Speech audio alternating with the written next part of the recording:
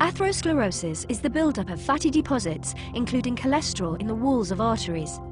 It's a major cause of cardiovascular disease, including stroke and heart attack, and contributes to the death of around 70 million people worldwide every year. This short presentation illustrates the key stages in its development and its main impact on cardiovascular health. Cholesterol is a natural, fat-like substance and is essential to health. However, too much cholesterol in your blood can be harmful. Cholesterol is produced in the liver, but can also be found in certain foods, such as those high in saturated fats. There are many types of cholesterol. The main type involved in atherosclerosis is called LDL-C, or bad cholesterol. Another type of cholesterol, HDL-C, is called good cholesterol. It's important to increase HDL-C as well as reduce LDL-C when treating high cholesterol.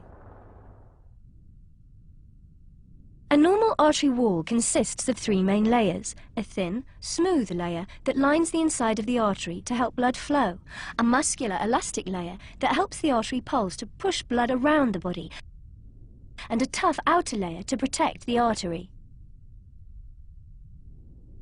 The exact cause of atherosclerosis is not known, but several factors, including smoking, high blood pressure, diabetes, and high cholesterol, are known to damage the smooth lining of the artery and contribute to atherosclerosis. Once this layer is damaged, the bad cholesterol, LDL-C, can get into the wall of the artery. There are four key stages in the development of atherosclerosis. The body tries to defend against the invasion of LDL-C into the artery walls by activating specialized cells called macrophages to consume the LDL-C. They become enlarged cholesterol-enriched cells called foam cells that are embedded in the vessel wall.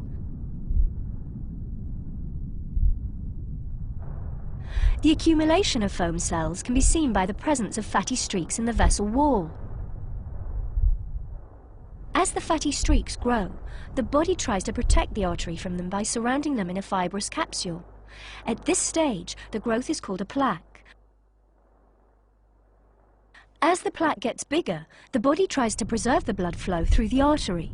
The plaque expands into the elastic layer, which stretches in order to keep the opening of the artery the same. If the plaque continues to grow, its expansion will eventually intrude on the inner opening of the vessel, as the elastic layer cannot stretch anymore. This reduces the ability of blood to get through the artery. At this stage, physical symptoms such as angina may appear. Also, over time, calcium may be deposited in the plaque, making it hard and inflexible. This reduces the ability of the artery to expand to increase blood flow when needed, for example during exercise. As the plaque grows into the artery opening, it squeezes the blood through an ever smaller gap.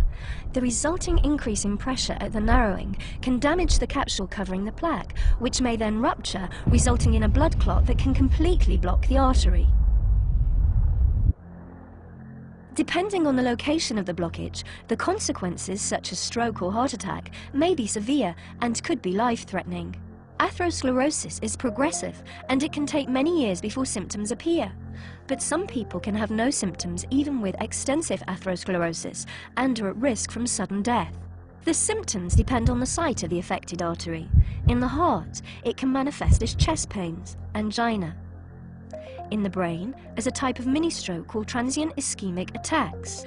And to the legs as a cramp-like condition called intermittent claudication, which can result in amputation of the limb. If a plaque ruptures, the resulting blood clot may block the artery and cause a heart attack or a stroke, which can often be fatal. Atherosclerosis may cause the artery wall to weaken, causing it to bulge under the pressure from the blood. This bulge, called an aneurysm, can rupture, and the resulting bleed, called a hemorrhage, can be fatal. We hope, after this presentation, that you understand how the bad cholesterol LDL-C contributes to cardiovascular disease and atherosclerosis, and what that means for your health.